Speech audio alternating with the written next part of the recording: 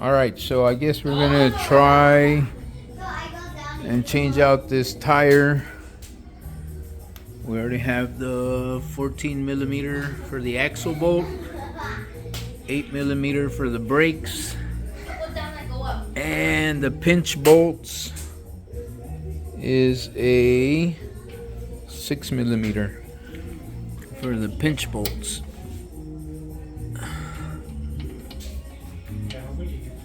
That should be fine. I'm gonna try and pick up the bike with the Harbor Freight motorcycle jack, and I got the bead breaker there. I got some tire irons or spatulas. I got the kids over for Christmas, so let's see if we can get this bike up in the air. So I removed the right caliper. I'm just resting it on top of the floorboard. Now we're gonna undo the left side caliper. I already have the pinch bolts loose, and then we'll try to pick up the bike. You need to move the truck. They're leaving already. Yes, Evan?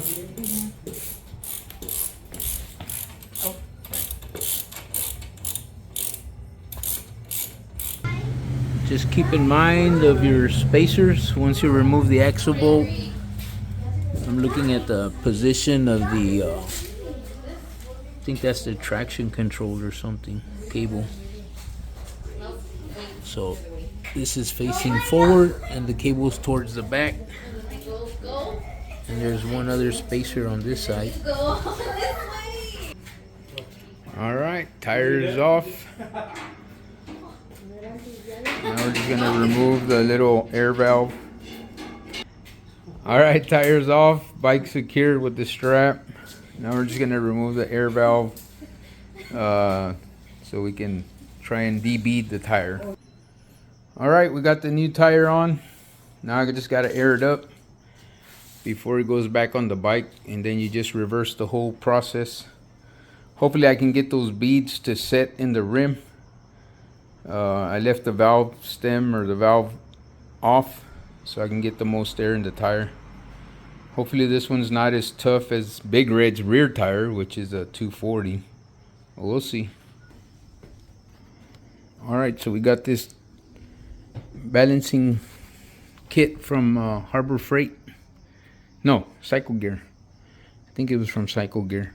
So I put a 1/2 ounce of weights on this side with tape, and it was still moving, so we put another 1/2 ounce on this side for a total of 1 ounce.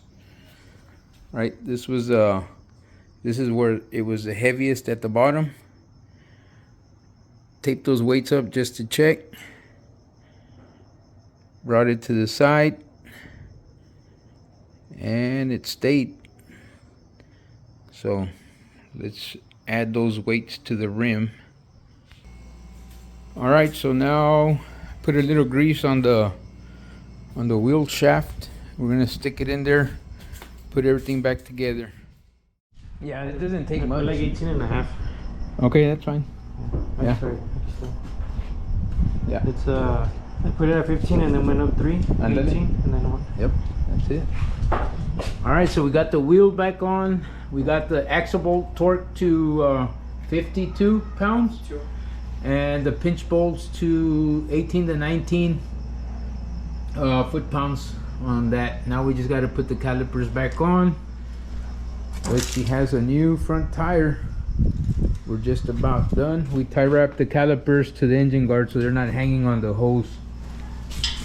So yeah, we're almost there. So I got my son-in-law helping me out, putting on the last caliper, and we'll set her back on the ground. She got her new tire on. We were able to do it here at home. The hardest part is always getting that tire, the new tire, on the rim. Just make sure it sets in right in the groove of the rim so you can mount it back on. So we got it.